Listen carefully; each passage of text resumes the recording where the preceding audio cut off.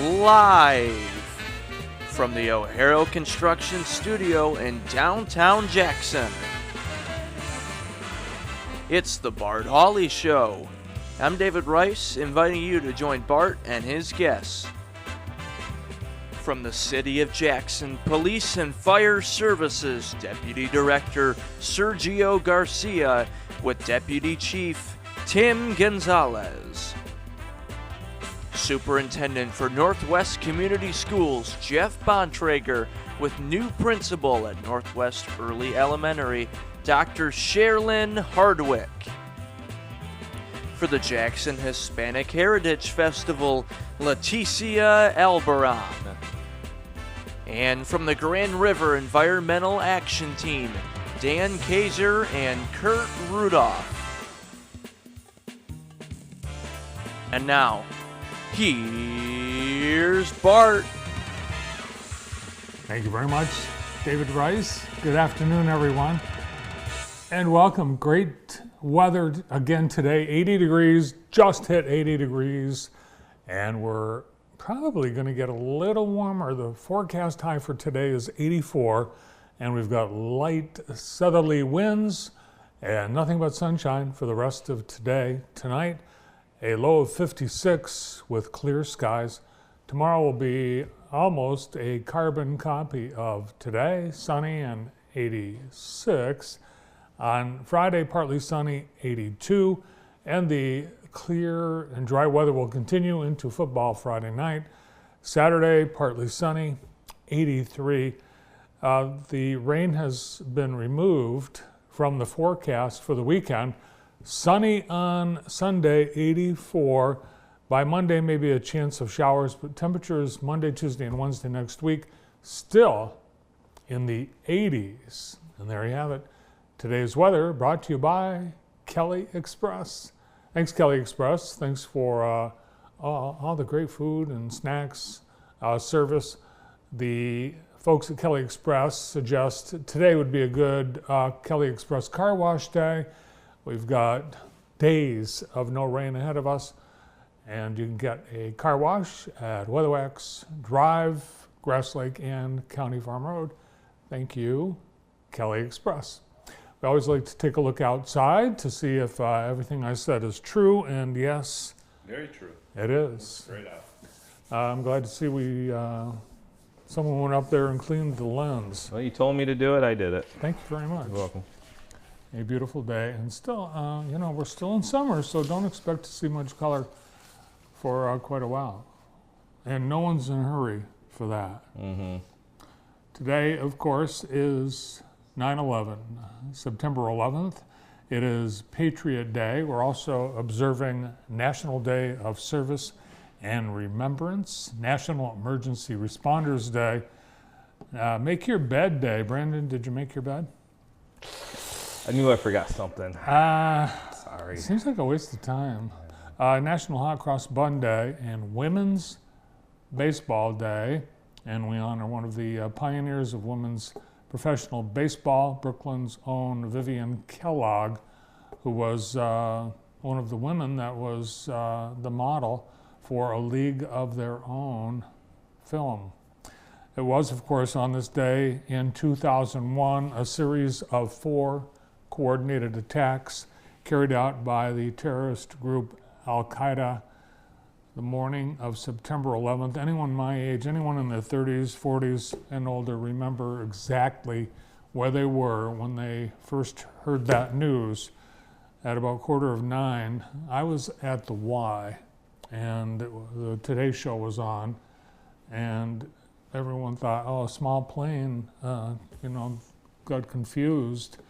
But of course, that's not what happened. In the course of just 2 hours, 4 California-bound airplanes from East Coast cities used the planes to target major American landmarks. Of course, the World Trade Center, both towers collapsing within 2 hours of being struck. One plane crashed into the Pentagon building, and the 4th plane, believed to be headed for either the Capitol or the White House, was taken down by the passengers, the heroic passengers crashing that plane in a field in Pennsylvania, and that's where a lot of the memorial ceremonies are taking place today. 6,000 people injured, more than 3,000 people dead, and it was the precursor to the war on terror, the war in Afghanistan, and it's the day that life changed for everyone. Other things that have occurred on September 11th in our history, we go back to 1971. 13-year-old teen idol Donny Osmond earned his first solo #1 hit with, Brandon? I have no clue. What does he sing? I've heard of Donny Osmond, but not. Go Away Little Girl. Yeah. Go away little girl. So he was, before that, he was just a little kid, part of a 5-member family barbershop quartet. And they became famous. He went on to, well, even today, he's a big draw in Las Vegas. And he's been on Broadway. He does, Is he the same era as the Partridge Family, Yes. little guy? So were they competing against each They other were. as siblings? The Osmonds, Okay. the Partridges, Osmonds. they're all in a big fight for the cover of Tiger Beat magazine. Still big star to this very day. And in 1916, the first true self-service supermarket, Clarence Saunders' Piggly Wiggly, opened in Memphis, Tennessee. And there it is, from 1916. He decided that, shoppers wanted to touch the stuff. Back before then, you went in and told the shopkeeper what you wanted, and they took stuff off the shelves. But didn't take off right away because there's no shopping carts. Yeah, that would limit what you can First carry. there were baskets, and then, they tried a lot of different things. But the supermarket originating in Memphis, Tennessee. Brandon, where do you think Clarence got the name Piggly Wiggly from? I don't know. They love their barbecue. Good point. I have no clue. Interestingly enough, if you were to scour the history portion of the Piggly Wiggly website, still supermarkets, they've got 500 stores, mostly in the South. People love their chicken salad. The name of the store, he refused to say, Clarence did, where it came from. And eventually, years later, somebody got him to admit that he came up with that name out of nowhere in the hopes that people would ask him where the name came from, and it's been a topic. Here we are today, 108 years later, we're still talking about where the name came from. So, very successful marketing ploy. Now, on to Today in the J, brought to you by, it's still, I think, the greatest name of a supermarket. Piggly Wiggly? Yeah, it's Piggly huge in Wiggly. South Carolina. I don't know.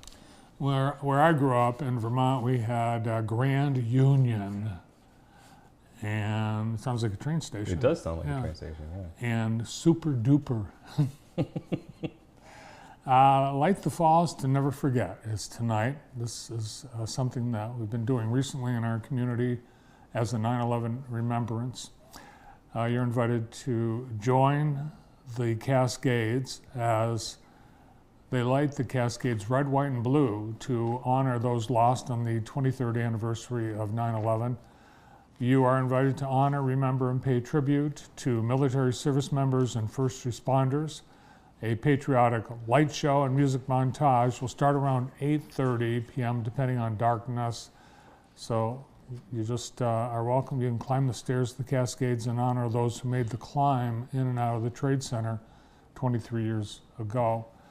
The admission is free, brought to you by Tunnel to Towers, Jackson County, the Jackson County Parks, and the Cascades.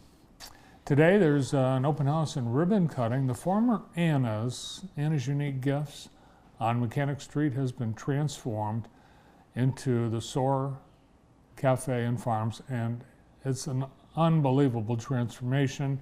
You'll forget that Anna's was ever there because it's completely different. And tonight the community gets a chance to see it for the first time.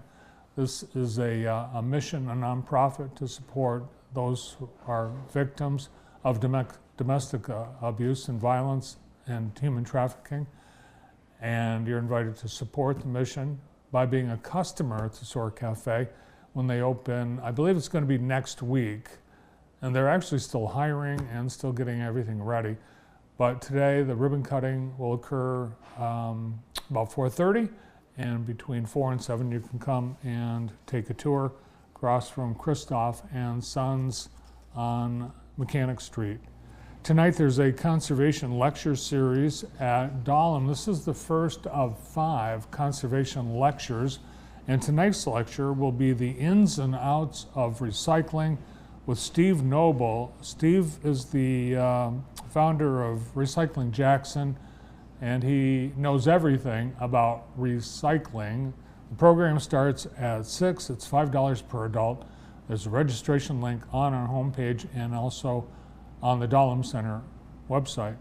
And it's the final day of Music in the Park. Grass Lake Farmers Market and Music in the Park wraps up tonight. Farmers Market from 4 till 7, and Music in the Park runs from 6:30 to 8, starring Root Station Band, a very popular band that has been performing the last couple of years or so.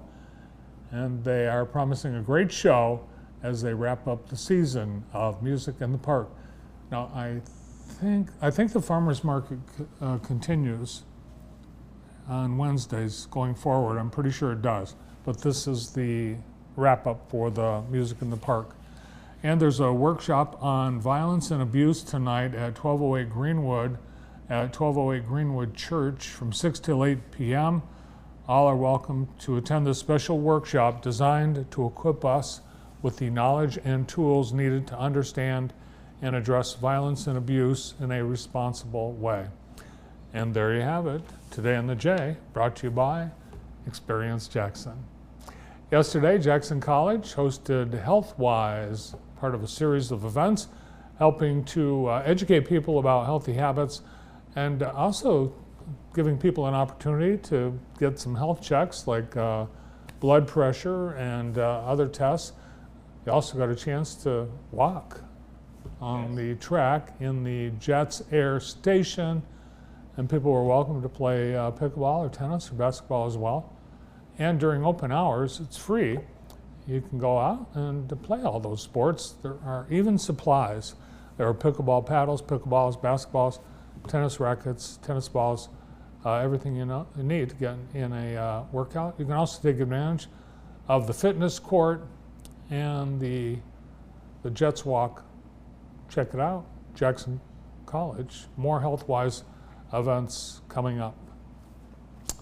Today, I think it was today, wasn't it, Brandon? Today, the City of Jackson making an announcement as to the honorees, the award winners of the annual Harold White Awards.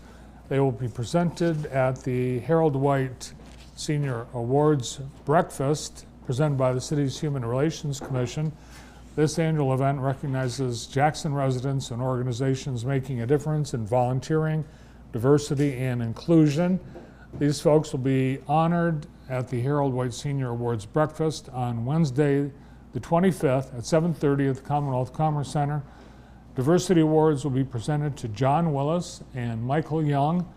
Inclusion Award will be going to the Martin Luther King Diversity Committee. And Volunteer Awards will be honoring Diane Washington and the People for the Parks and Trails. You can get tickets to this breakfast. They're $25 each. They are available on the first floor of the Jackson City Hall in the city treasurer, city clerk area. So get your tickets, make plans to attend, and honor these fine folks and organizations. Their names will be placed on the Harold White Memorial Marker in downtown Jackson's Horace Blackman Park later this year. Today, a great lineup of guests as we remember everyone on 9/11, first responders, those who served, those who were heroes, those who died.